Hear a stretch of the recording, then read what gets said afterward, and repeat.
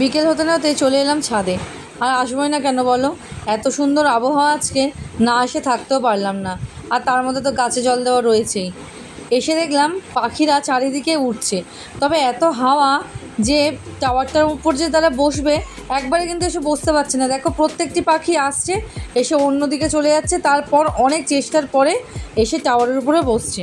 তবে শুধু পাখিরা না, ওর সাথে সাথে কিন্তু আমরাও বেশ ফুরফুরে হাওয়া খেয়ে নিলাম। আর এরপর চলে এলাম বাড়িতে। তোজো আজকে যায়নি, কারণ মন ভোলানোর জন্য গাড়ি নিয়ে বেরিয়ে পড়লাম ওকে গাড়ি চড়াতে। দেখো গাড়ি চড়তে চড়তে বারে বারে কিন্তু মাথা খুঁড়ছিল, ওর মাথার মধ্যে একটা আঁচিল হয়েছে, সেটাকেই এবারে আঙুল দিয়ে খুঁড়তে থাকে। অস্বস্তি হয় বুঝতে পারি, ডাক্তার দেখাবো আর কটা দিন যাক তারপরে। এরপরে দেখো গাড়ি থেকে ও নিজেই নেমে গেল, নিয়ে ও গাড়িটাকে একা একাই টানতে শুরু করে দিল সৌমেনদের ঘরের সামনে থেকে। পরে আর বেশ কিছুক্ষণ গাড়ি চালানোর পরে চললাম বাড়ি এসে দেখতে পাচ্ছ তো সব গোছগাছ শুরু করে দিয়েছি।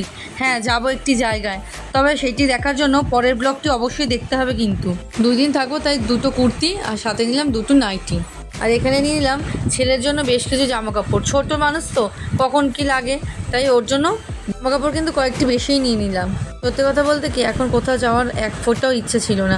কি পরিস্থিতি আমরা কাটাচ্ছি সেটা তো তোমরা সকলেই জানো, ভিডিওর মাধ্যমে দেখতেও পাচ্ছ নিশ্চয়ই। তবে তোজোর মুখে হাসি ফোটানোর জন্য আমাকে সব কিছু ত্যাগ করে আসতেই হলো। তবে তোমরা এইভাবে আমাদের পাশে থেকো। ভিডিওটি ভালো লাগলে সাবস্ক্রাইব করো। ধন্যবাদ।